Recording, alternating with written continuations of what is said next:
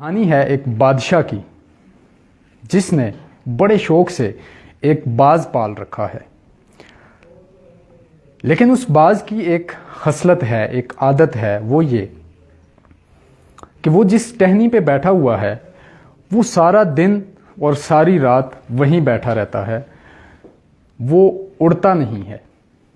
بادشاہ کو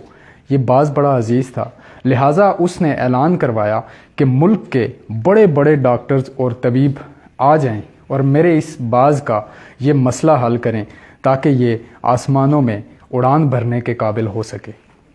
جب طبیب آئے، بہت سارے طبیب ناکام گئے اور ایک شخص ایسا آیا، اس نے کہا کہ آپ کا مسئلہ میں حل کر دوں گا۔ بادشاہ نے اس کو اپنا باز دکھایا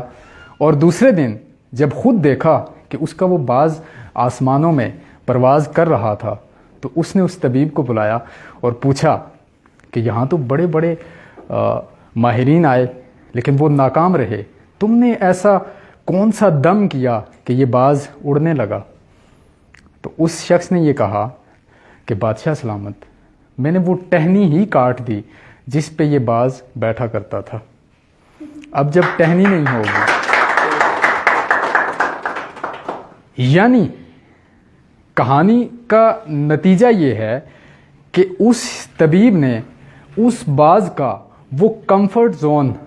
جس میں وہ باز آرام سے بیٹھا ہوتا تھا اس کو ختم کر دیا۔ اب جب اس کے پاس وہ سپیس ہی نہیں رہی جس میں وہ آرام کر سکے تو اس کا کام یہی تھا کہ اس نے اڑنا ہے۔ اور اسی سے ملتی جلتی ایک بات سردار جمیل انور، ڈاکٹر جمیل انور جو کامسیٹس میں پروفیسر ہیں، کہتے ہیں کہ آپ اپنی زندگیوں میں اگر یہ طے کر لیں کہ آپ نے کیا نہیں کرنا تو وہ خود بخود طے ہو جاتا ہے کہ آپ نے کیا کرنا ہے۔ لہٰذا آج کا جو ٹاپک ہے اس حوالے سے بھی، اور آپ سب نئے جو پارٹیسپینٹس آئے ہیں ان کے لیے بھی یہ کہانی یہ نتیجہ اخذ کرواتی ہے کہ جب آپ پبلک سپیکنگ کے لیے آتے ہیں تو یقینی سی بات ہے کہ آپ کی ٹانگیں کانپتی ہیں، آپ کی زبان لڑکھڑاتی ہے، آپ کو خوف محسوس ہوتا ہے، آپ کی دل کی دھڑکنیں تیز ہو جاتی ہیں، لیکن یہ تبھی ہوتا ہے جب آپ اپنے کمفرٹ زون کو چھوڑ کر اس میٹ پہ آتے ہیں۔ اگر آپ اپنے کمفرٹ زون میں، آپ آرام کی جگہ پہ سکون سے بیٹھے رہیں تو ایسا کچھ بھی نہیں ہوتا۔ مشکلات ہمیشہ ان لوگوں کی زندگی میں آتی ہیں جو کسی کام کے لیے نکلے ہوں۔